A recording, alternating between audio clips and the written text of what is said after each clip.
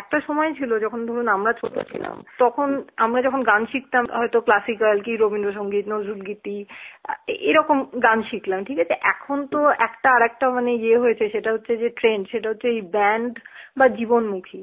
অনেক ইয়াং ছেলেমেয়েরা এখন দেখছি যে ব্যান্ডে যাচ্ছে বা জীবনমুখী গান গাইছে। তো আপনার কি মানে কখনো এটা মনে হচ্ছে যে নতুন যে জেনারেশন তাদের মধ্যে এই ইন্ডিয়ান ক্লাসিক্যাল মিউজিকের প্রতি যে ঝোঁকটা সেটা কমে যাচ্ছে?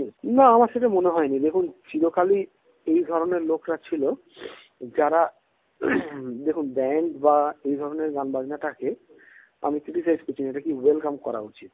কারণ হচ্ছে যে একটা নতুন ট্রেন্ড আসছে, তাই তো? এবং এই ট্রেন্ডটা কিন্তু বিদেশ থেকে এসছে, মানে বলাই বাহুল্য।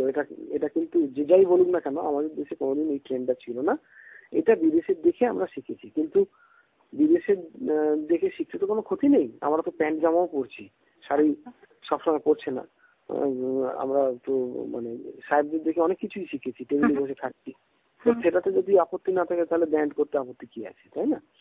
কিন্তু যেটা প্রবলেম হয়েছে এখনো পর্যন্ত আমাদের দেশে মোটামুটি বলতে পারি তারাই ব্যান্ড করেছে যারা গান বাজনা খুব একটা ভালো করে শেখেনি। ফলে যেটা হচ্ছে যে হয়তো কোনো একটা গান টক করে মানে লেগে গেল, এবার সেই আপনি দেখবেন যে একটা দুটো গানই এদের লেগে গেছে, বাদ বাকি যেটা হয় খুবই বেসুরো গান গায় এবং মিউজিক্যালি ওরা মোস্ট অফ দ্য টাইম কিছু জানে না। সেটা খুব দুঃখ।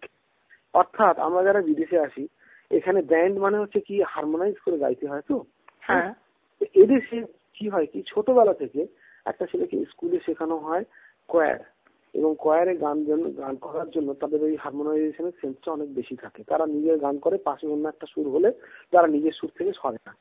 ওখানে ম্যাক্সিমাম একটা গিটার নিয়ে এখানে যেরকম ভাবে বাজাচ্ছে ওরকম ভাবে বাজাচ্ছে ওখানে। কিন্তু যে প্রবলেম হয় যে বেশি এখন ব্যান্ড করেছে তারা এই প্রবলেমটা আছে আর কি, মানে যেটা আমি বললাম যে তারা মোটামুটি গান বাজনা কিছু জানে না।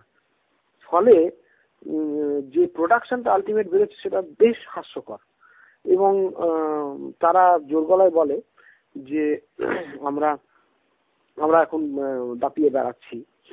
তো ও তো হিটলারও একসময় দাপিয়ে বেড়াতো, আলটিমেটলি কি হলো, তাই না?